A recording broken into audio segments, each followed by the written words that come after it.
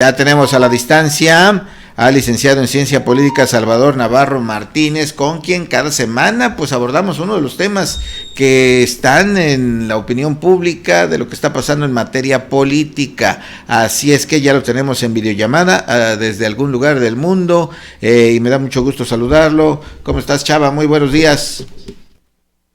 Hola, ¿qué tal, Evaristo? Buenos días a todos. Bueno, pues Chava, para platicar de algún tema que esté causando generando la atención de las llamadas, mejor dicho, de las miradas de toda la sociedad, tanto en México como en otros países, y uno de esos temas es justamente lo que está pasando en Venezuela. Hace más de una semana que se realizaron elecciones en ese país y estamos viendo algo que creíamos que pues ya no se podía dar, ¿no? Ocurrió en México, ¿no? Donde el partido aplanadora ganaba fuera como fuera, pero se fue corrigiendo y bueno, todavía en países particularmente latinoamericanos y sudamericanos están ocurriendo este tipo de cosas. En principio, echaba un vistazo a esta reelección del presidente venezolano que ha causado pues mucha inconformidad no solamente en su país sino en todo el mundo. Así es, bueno, como bien mencionas, Evaristo, acabamos de vivir un proceso en Venezuela, un proceso de una elección de Estado, en donde salió victorioso Nicolás Maduro, el actual presidente. Nuevamente se reelige para otro periodo. Y bueno, un poco del contexto que se vive en Venezuela, y es como esta discusión que existe entre qué es lo que realmente se vive en Venezuela.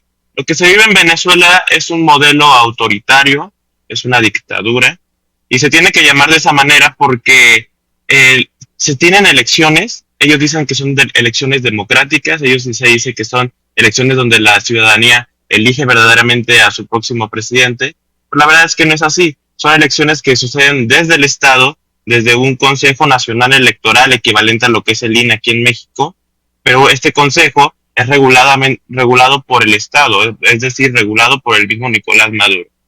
Entonces, el proceso que acabamos de vivir, sale victorioso Nicolás Maduro con un 51%, que no es nada claro, es en un conteo donde no se muestran las actas electorales, en un conteo donde no hay claridad sobre las votaciones. Y bueno, el candidato de la oposición, como más reconocido en Venezuela, es Edmundo González, que sale con alrededor de un 45%. Lo que llama la atención aquí mencionar es que existen alrededor de otros 6 a 8 candidatos, entre los que están registrados, los que no, los que nada más van por un partido. También es importante mencionar que Nicolás Maduro va en una lista de partidos políticos como entre 20 partidos políticos, una coalición, por así decirlo, de 20 partidos políticos. Mientras que Edmundo González, en una cantidad menor, me parece que va como en 4 partidos políticos. Esto únicamente sucede en Venezuela porque pues es sorprendente ver la cantidad de partidos políticos que se tiene, pero sobre todo la cantidad de partidos políticos que están cercanos al poder y cercanos con Nicolás Maduro. Pero lo que sorprende en las elecciones y lo que sorprende en los porcentajes y en la suma de votos que dio el Consejo Nacional Electoral es que sumando los porcentajes no dan un 100%, dan alrededor de un 135%, es decir, tenemos votos inflados. Y esto sucede porque existen estos otros candidatos a los cuales no se le estaba tomando en cuenta y tenemos alrededor de un 35% que se le está dando a estos candidatos que no se le estaba tomando en cuenta. Entonces prácticamente ellos pensaban que la elección iba a ser únicamente entre 2 candidatos y no fue así. Lo único que evidenció fue una elección de Estado y fue un fraude electoral. Qué situación esa que nos comentas, ¿no? Sorpresa, ganó Nicolás Maduro con el más del tantos por ciento, ¿no? De los votos, lo cual pues ya desde ahí empieza a generar desconfianza. Ahora, aquí un par de cosas muy importantes, Chava. La primera, ¿quién debe resolver esto? ¿Se debe resolver al interior o debe intervenir la comunidad internacional? Esto es algo que en los últimos días hemos escuchado insistentemente, se habla de intervención ahí de otros países. ¿Qué va a pasar? ¿Cuál es la expectativa en este país hermano latinoamericano, el de Venezuela? Sí, es un tema realmente complicado el de la intervención de organizaciones internacionales, ya sean de mismas entes de gobierno o organizaciones civiles, porque aquí existe una parte fundamental que es la violación a los derechos humanos. Existe una violación y una crisis de derechos humanos en Venezuela precisamente porque no se les está respetando el derecho al libre voto, no se les está respetando su democracia y eso es una vulneración directa a los derechos humanos de las y los venezolanos. Aquí este punto es fundamental porque cuando ya se tratan temas de derechos humanos, tienen que intervenir organismos internacionales. Es decir, el mismo sistema interamericano de derechos humanos, como es la Corte Interamericana de Derechos Humanos o la Comisión Interamericana de Derechos Humanos de la OEA, tienen que proclamarse al respecto, porque se están vulnerando los derechos humanos de las personas. Pero también existe otra parte que también tiene razón en sí misma de ser, que es la parte de la soberanía nacional.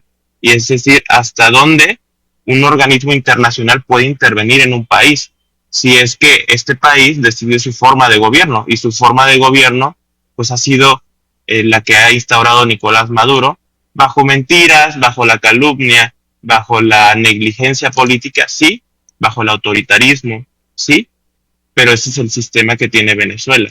Entonces aquí existe un debate enorme entre si debe de existir la intervención de organizaciones internacionales o si deben de esperar a que los mismos venezolanos la resuelvan. Si me preguntas a mí, yo te diría que es un poco de ambas. Un poco de ambas porque la misma sociedad venezolana lo está haciendo, está saliendo a las calles, está saliendo a protestar, no le está importando el hecho de que haya represión por parte del gobierno de Nicolás Maduro, y a pesar de eso lo están haciendo. Tenemos hoy cientos de encarcelados por las protestas que se han dado en estos días por las elecciones. Tenemos, me parece que una cantidad como de 100 asesinados por las mismas protestas. Es decir, la sociedad venezolana está despertando y está saliendo en un ejercicio democrático de exigir que se le cuente su voz y su voto. Los costos, Chava, de la democracia, ¿no? Decenas de muertos, estas manifestaciones, ya de por sí Venezuela está sufriendo una situación complicada en materia económica, sabemos que hay una emigración de ese país, una migración de muchos millones de venezolanos que no están de acuerdo pues con su sistema de gobierno y bueno, verían esto como una oportunidad y hoy bueno, se ha complicado, ha derivado en esta situación de detenidos, de muertos incluso, lo que le está costando pues al país y desde luego eso también sin duda afectará pues áreas importantes, ¿no? Como la economía, las relaciones internacionales que ahora también se vuelven a tensionar entre Venezuela y otras organizaciones y países. En fin, se ve complicado el asunto. Lo que a mí me llama la atención es que pues se siguen dando este tipo de situaciones, ¿no? De lo que se dice que son tiranías, que son dictaduras, que son situaciones en las que la ciudadanía, el pueblo, pues no decide, sigue siendo esto un tema en el que los militares mismos juegan un papel muy muy importante. ¿De qué lado están los militares? También cuenta para conservar este tipo de gobiernos. Así es, parte fundamental del sistema democrático es entender que cualquiera puede acceder al poder. Es decir, en teoría, nosotros, quien desee, cualquier ciudadano tiene el derecho de acceder al poder y debería de acceder al poder. Es decir, podría ser presidente, podría ser diputado, podría ser legislador, lo que desee. Eso no sucede en la realidad, pero es parte fundamental de entender que líderes autoritarios, personajes autoritarios y dictadores pueden acceder bajo la vía democrática al poder. Y eso lo contempla la misma democracia. Pero ¿qué nos dice la teoría democrática sobre esto? Que es la misma sociedad la que tiene que rechazar y evitar que estos líderes autoritarios accedan precisamente al poder. En el caso de Venezuela sucedió desde el chavismo, que se tenía como una visión de esperanza, por así decirlo, para el país, pues creyó en un proyecto que fueron engañados, por así decirlo, después, pues el proyecto cambió de rumbo, se volvió en una dictadura, se volvió en un autoritarismo. Y lo mismo está pasando con Nicolás Maduro. Y esto no es únicamente de Venezuela, esto sucede desde la Segunda Guerra Mundial, desde tiempos antes, eh, el mismo Adolfo Hitler accedió al poder en Alemania, en la antigua Alemania, bajo la vía democrática y después se instauró bajo la vía autoritaria. Y lo mismo intenta hacer Donald Trump en los Estados Unidos, y yo me atrevería a decir que lo mismo trata de hacer el partido hegemónico aquí en México, que viene siendo Morena. Pues poco ha cambiado entonces la cosa. Los que debemos estar atentos somos los ciudadanos, ¿no?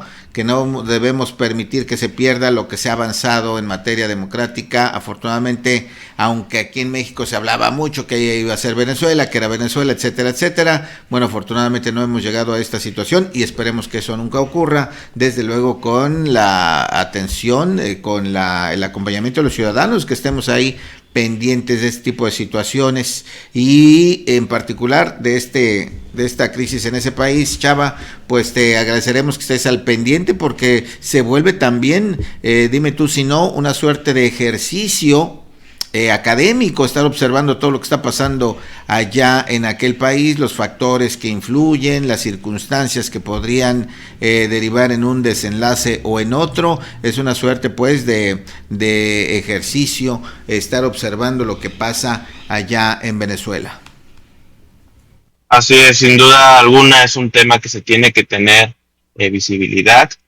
Tal vez no se le da, se tiene que informar desde distintos medios, porque lo cierto también es que tiene mucha injerencia de los medios estadounidenses, de los mismos americanos, en tener un punto ideológico respecto al tema de Venezuela, y también los medios mexicanos, por así decirlo. Toda esta discusión que decías que se tiene alrededor de que si México se iba a convertir en Venezuela, yo creo que estamos lejos de estar como Venezuela, porque para estar como Venezuela se tiene que pasar por un proceso que vivió Venezuela, que viene siendo el chavismo, y después Maduro, y después crisis de derechos humanos, crisis. Pero yo no descarto que es algo que puede pasar, y es algo que puede pasar no solo en México, sino en cualquier democracia. Entonces, por eso hay que estar informados, por eso hay que estar al pendiente de lo que pasa en nuestro país. ¿Qué sucedió en Venezuela? El gobierno de Nicolás Maduro se apoderó del poder legislativo, se apoderó del poder judicial, se apoderó de los organismos autónomos, como es el Consejo Nacional Electoral. Y es un poco la visión que estamos viviendo en México, ahora con lo que hemos platicado, Baristo, sobre la reforma al Poder Judicial, sobre cómo ha habido ataques al mismo INE, y bueno, pues hay que estar al pendiente de lo que sucede. Foco amarillo. Pues muchas gracias, Chava. Insistiré en que estés pendiente de esto para que al final se pueda desmenuzar qué fue lo que ocurrió, cuáles son las fuerzas que están operando tanto dentro como fuera de ese país, y que veremos el desenlace, que todavía hay pronóstico reservado. No se sabe qué pueda pasar. Así es que estaremos atentos. Gracias, Salvador Navarro. Muchas gracias. Nos vemos.